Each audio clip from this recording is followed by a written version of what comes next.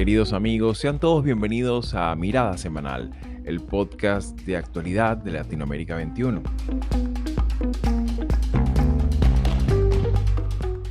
Como todos los domingos, analizaremos las principales noticias de la semana con el respaldo intelectual de Marisabel Puertarriera y Manuel Alcántara Sáez.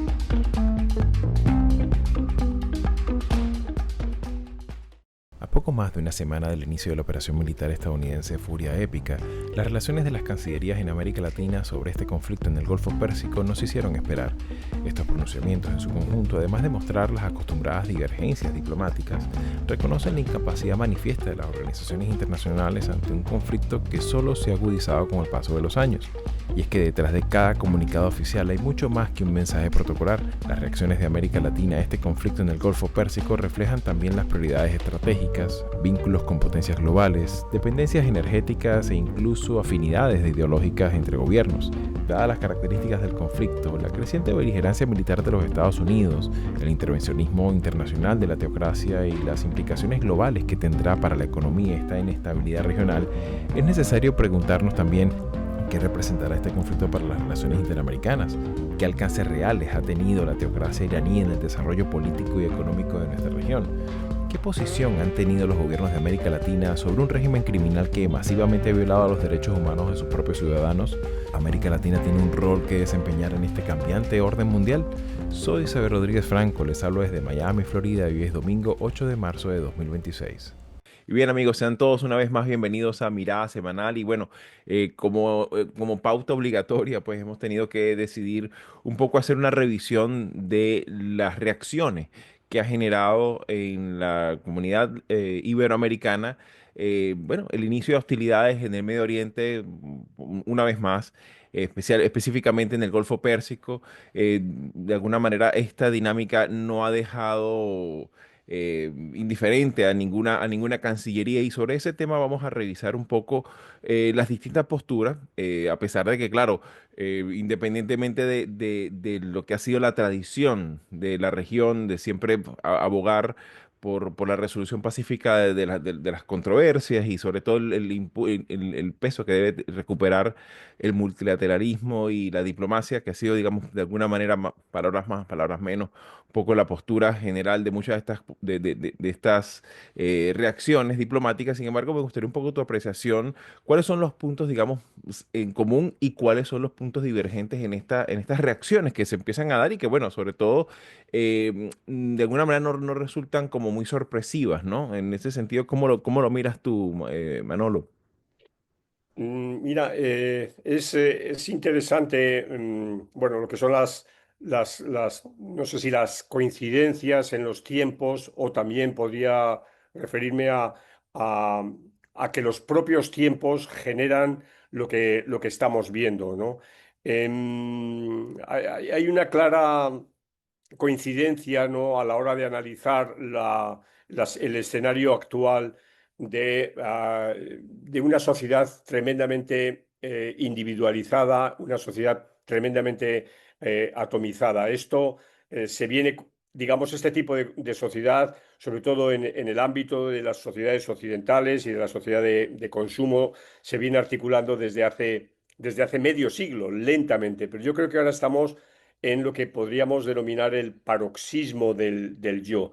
Y esto se refleja en la política y se refleja en la geopolítica del yo, ¿no? Es decir, donde lo que importan más son los caprichos, las veleidades de líderes más o menos poderosos, pero que hacen de su capa un sayo y que no tienen en cuenta ni las reglas ni tradiciones que tuvieran que ver con lo que podríamos denominar una política o una manera de trabajar a través de fórmulas consensuales, a través del diálogo, a través de lo que podemos denominar una estrategia de deliberación.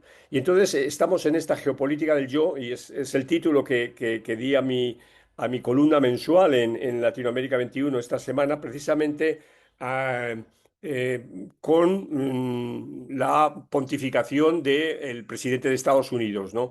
Es además también interesante que en una de sus entregas de James Bosworth, fijaros lo que dice y leo: para Trump y su equipo, eliminar a quienes dirigen estados y grupos criminales que amenazan a Estados Unidos es decisivo, porque los líderes individuales importan más que los sistemas o las instituciones.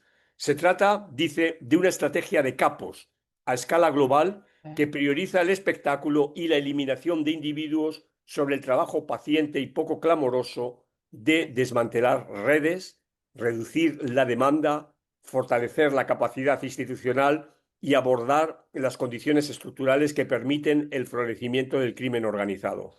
Entonces, en ese escenario es en el que nos encontramos, y nos encontramos con algo grave porque supone muerte, como es lo que acontece tras las palabras, tras la intervención del presidente Trump, pero también sucede, si se quiere, en un nivel más frívolo, en los insultos de Milei en la Cámara de Diputados, ¿no? Al resto de los diputados, o se proyecta en acciones absolutamente atrabiliarias que podemos ver en la Europa por ejemplo, de Orbán, ¿no?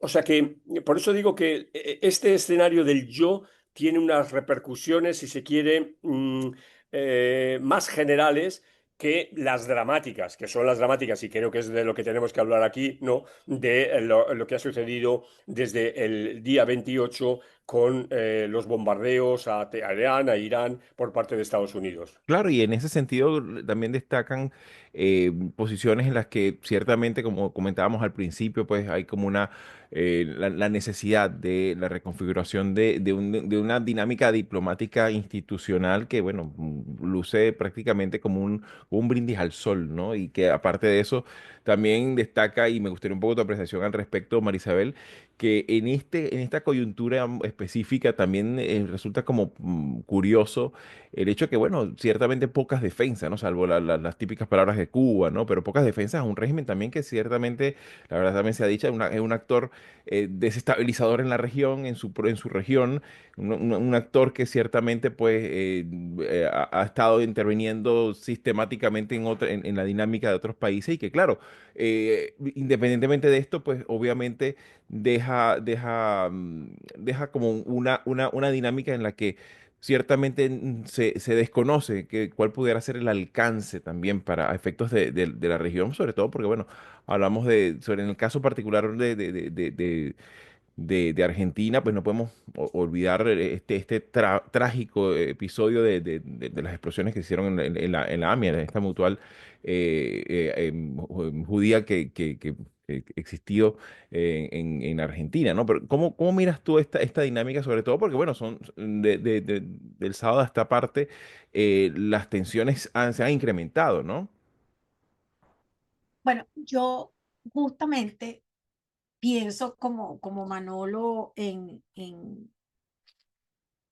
que se le dio prioridad a no a una salida fácil, porque en este caso lo que se le está dando prioridad es a lo irracional, que nos va a llevar probablemente a un conflicto largo. Anoche lamentablemente supimos quiénes fueron los primeros cuatro que fallecieron, los cuatro efectivos militares de Estados Unidos, y uno es de aquí de Florida. Ese equipo salió, el equipo que bombardeó, o no sé, los que están en esa operación salieron de aquí de Tampa, y uno de los efectivos fallecidos es de aquí de Florida, y de aquí de Florida Central. Y la otra es una mujer con dos hijos que estaba a pocos días de terminar su, su misión, y bueno, es de Minnesota de paso. Entonces, es ese lado humano que muchos, a mí particularmente me llama la atención. ¿No? Y que es Gente que, políticamente sensible, incluso hasta para los propios republicanos, ¿no? De que, bueno, en un año electoral, sí, pero más allá de eso, pienso es se están imponiendo visiones, tanto de los iraníes en el exilio como de los mismos venezolanos en el exilio, que no importa, que hagan lo que sea necesario para derribar a estos regímenes autoritarios. Pero hay un costo humano que no es nada más las ciento y tantas, ya perdí la cuenta porque no fueron 140 niñas, fueron más que murieron en el ataque a Irán, ¿no? Niñas en su escuela. La foto del cementerio fue una toma aérea, es devastadora, ¿no? Yo estaba conversando con un colega iraní que vive aquí en Estados Unidos y nuestros diálogos pareciera que se cruzan porque justamente es esa ceguera de pensar desde afuera que una situación estructural como la de Irán o como la de Venezuela se resuelve con una incursión militar o a través de una agresión de esta naturaleza. Y Manolo decía algo que es clave, y es que entonces privilegiamos esa solución, que no es una solución, sino que es la creación de un problema adicional, en lugar de apostar por la diplomacia. Pero justamente ahí es donde está el problema. ¿Dónde están los dos negociadores con el régimen de Irán? ¿Dónde están? ¿Quiénes son? ¿Cuáles son sus credenciales diplomáticas? ¿Qué experiencia tienen negociando con potencias como eh, Rusia, eh, Irán? Estamos en manos de gente sumamente incapaz. No tienen idea de los riesgos geopolíticos que hay en una situación como esta. Es el yerno y el amigo, el compañero de golf del presidente, y no podemos tener un resultado diferente. Hay reportes que son alarmantes que nos dicen que ninguno de los equipos entendía, porque el mediador era el canciller de Omán, que no entendían uno y otro equipo, porque por supuesto que no estaban hablando directamente, no entendían muy bien cuáles eran las propuestas y que de antemano eh, el equipo negociador a los 2 días dijo, aquí no hay ningún acuerdo posible. Mientras tanto, tienen un año jugando a la negociación con Ucrania y Rusia. Ahí tenemos la incompetencia, pero también hay unas agendas personales. No sabemos en este caso qué es lo que Trump pretende. Con Venezuela está claro que es el petróleo, pero en el caso de Irán no lo sabemos. Claro, y que aparte de eso estamos hablando de que es un actor regional muy influyente, también con una capacidad de fuego considerable, con unas particularidades también, unas dificultades que todo hace suponer, y me gustaría para eso tu apreciación también, Manolo, porque todo hace suponer que por las dificultades geográficas, las complejidades religiosas, étnicas, la influencia también en el plano militar, ¿no? Estamos hablando que es un actor que ha tenido sus proxies en Omán, en Yemen, en el Líbano, en Siria, en Jordania, ¿no? O sea, y que de hecho se ha reflejado en el patrón de ataque que se ha demostrado en los últimos días. Pero me gustaría particularmente tu enfoque sobre la región, ¿no? Pues claro, ciertamente vemos en un momento en el que la región pareciera que además de este viraje a la derecha, hay un viraje importante, ¿no? De las cancillerías a buscar la forma de recuperar un diálogo, pero pareciera como que, bueno, como decíamos al principio, ¿no? Un brindis al sol, ¿no? ¿No te parece? Sí, fíjate, y lo ha dicho María Isabel, en las intervenciones armadas, ¿no? Bajo la presidencia, la segunda presidencia de Trump, son más las intervenciones armadas en número y en intensidad a las realizadas en América Latina. América Latina, el continente, digamos, ha quedado un poquito al margen, salvo evidentemente lo que ocurrió en Venezuela a principios de año, como elemento más duro, pero esa estrategia de seguridad nacional que venía a resucitar una doctrina Monroe centrada en el continente, pues sí, sigue siendo cierto, pero está muy lejos ahora mismo de la región. Pongo un ejemplo muy obvio, ¿no? Que sufren cientos de miles de personas ahora mismo, ¿no? Los viajes aéreos están colapsados en lo que supone la conexión Occidente-Oriente, Oriente-Occidente que atraviesa toda esa región, ¿no? Todos los grandes aeropuertos de la península arábiga están cerrados, vete tú a saber cuándo se van a abrir, y esto no afecta, evidentemente, digamos, la vida corriente en el continente americano, ¿no? Sin embargo, debo señalar que me preocupa todavía más, si cabe, lo que pueda suceder en Cuba, ¿no? Es decir, yo creo que se está generando el ambiente adecuado para que la intervención en Cuba, no me digáis a través de qué manera o o con qué forma se produzca, ¿no? Por el propio deterioro de la relación, de la vida cotidiana en Cuba, pero también por el ambiente, por el clima que se está dando. También pongo sobre la mesa la relación con el gobierno español, ¿no? Ujú. Ahora mismo el gobierno español es el gobierno satánico, el gobierno que debe ser absolutamente clausurado de Europa, ¿no? Porque es el ministro de Exteriores y el presidente del gobierno, bueno, pues han dicho que esto es algo, que lo que está sucediendo es algo que no está contemplado, vamos, que no está recogido por el derecho internacional. Ya sé que el derecho internacional, y desde hace ya tiempo, esto no existe, y que las Naciones Unidas o el Consejo de Seguridad no se ha tenido en cuenta, pero ni siquiera la propia Constitución norteamericana, que obliga que una intervención militar de estas características sea apoyada por el Congreso. Pero a lo que voy, entonces el gobierno español queda satanizado, queda en la lista de los enemigos, en lo que llamaríamos el clivaje antinorteamericano, que es el que evidentemente que se lleva produciendo desde hace tiempo en América Latina. Por eso no hay que también olvidar la reunión perdón,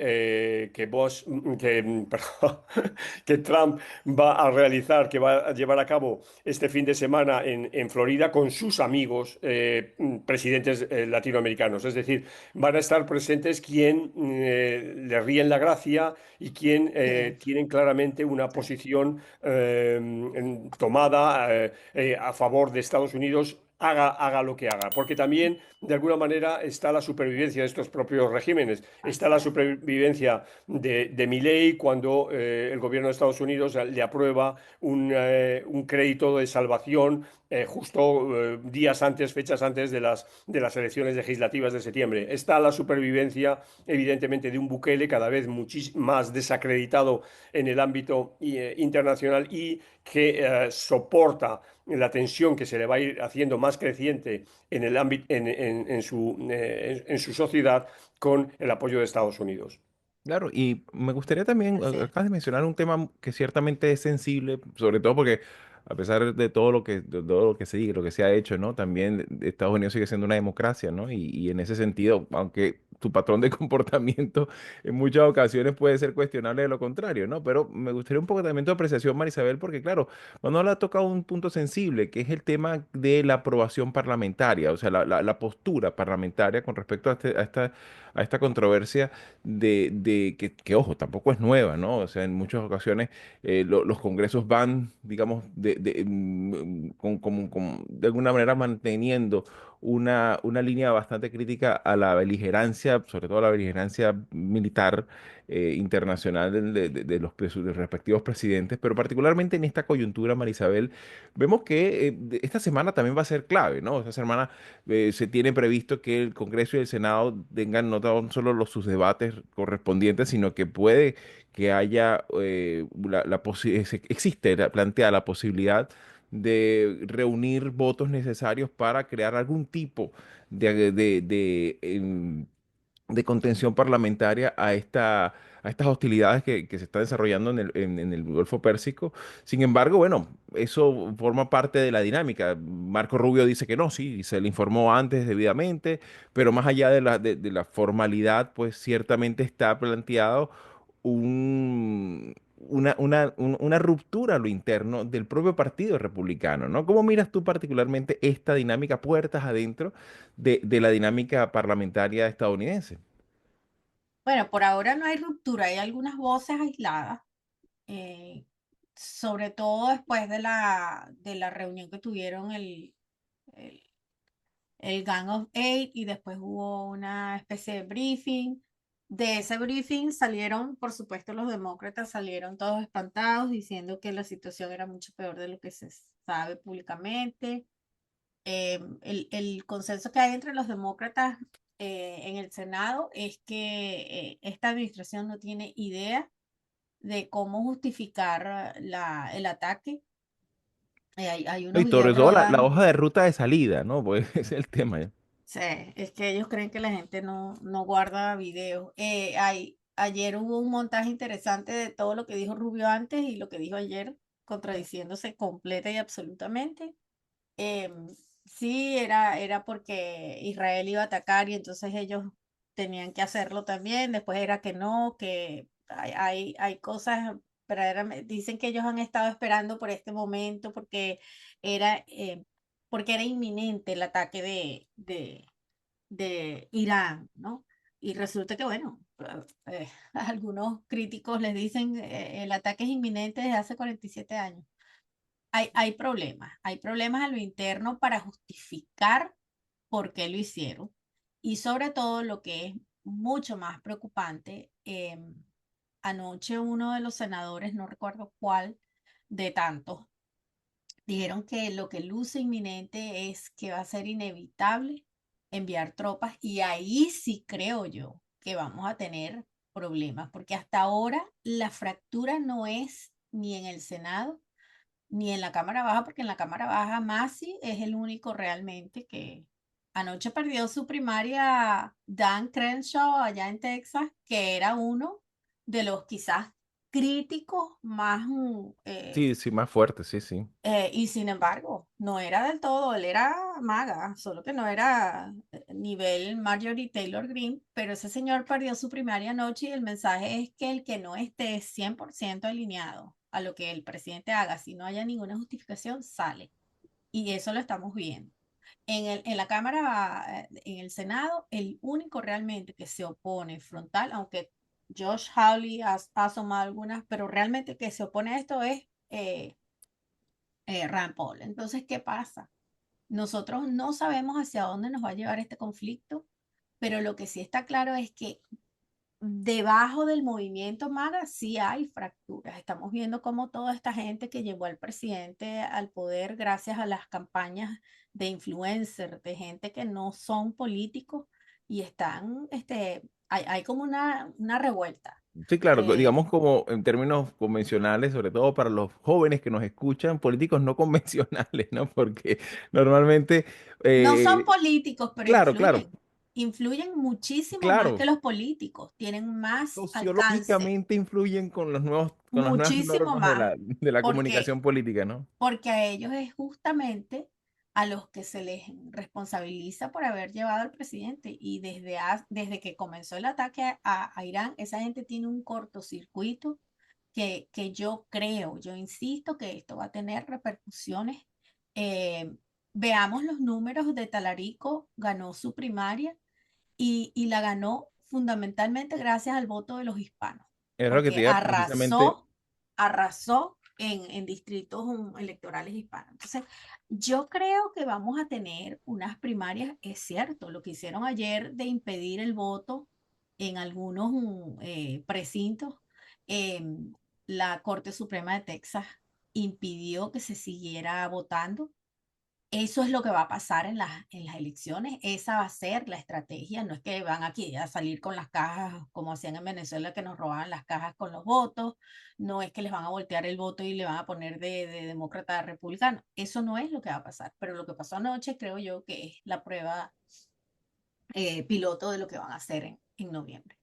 Claro, y eso evidentemente en un año electoral, pues ciertamente puede tener una expresión, ¿no? Que obviamente vamos a Sí, seguirle su pulso debidamente, ¿no? sí, Pero sí. ya para cerrar, Manolo, me gustaría también tu apreciación sobre un tema que ciertamente también preocupa, sobre todo porque, de hecho, antes de la preparación de este programa, Marisabel nos compartió una información, sobre todo de lo que es el Comando Sur también en el aspecto táctico que se ha desarrollado en América, en determinados puntos calientes de la lucha contra el narcotráfico en América Latina y particularmente en el caso del Ecuador, ¿no?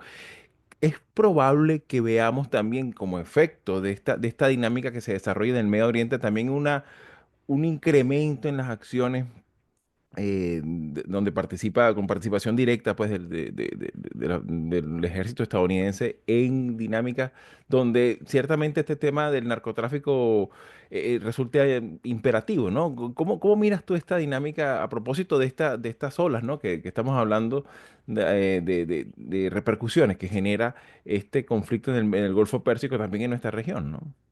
Mira, yo creo que ahora mismo la red de presidentes amigos y por consiguiente de colaboracionismo que hay en las regiones es importante, ¿no? Y no creo en ese sentido que sea necesaria una presencia militar por encima de la que se está dando, ¿no? Por encima de apoyos operativos, por encima de ese control horrible de las costas, matando directamente a, a esos balseros que presuntamente son narcotraficantes. Esas La narcolanchas que, selección- bueno, se dice exacto. que, pero Se dice, pero no hay una evidencia, no hay, o sea, no, bueno, las elecciones de Colombia van a ser fundamentales. Colombia, por su situación geográfica en el centro realmente de la región, y por el hecho además de los problemas que el propio país encara, es un peón estratégico en las relaciones de Estados Unidos con la región.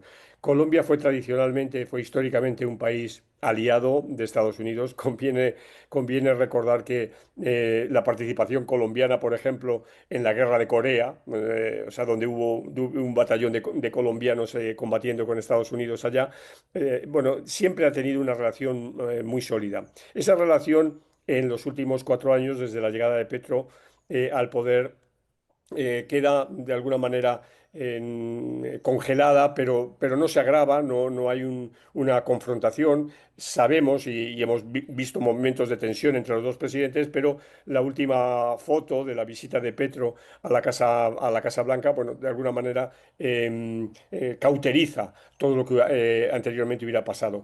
Pero ya digo, si Sí. ahora mismo se ratificara el triunfo de la izquierda en las elecciones presidenciales. Las elecciones legislativas serán el próximo domingo, mientras que las elecciones presidenciales serán a finales del mes de mayo. Si en ese momento se produce la renovación del triunfo de la izquierda, la situación puede ser mucho más complicada, ¿no? Para Estados Unidos. Y entonces probablemente lo que he dicho anteriormente tenga que cuestionarlo, ¿no?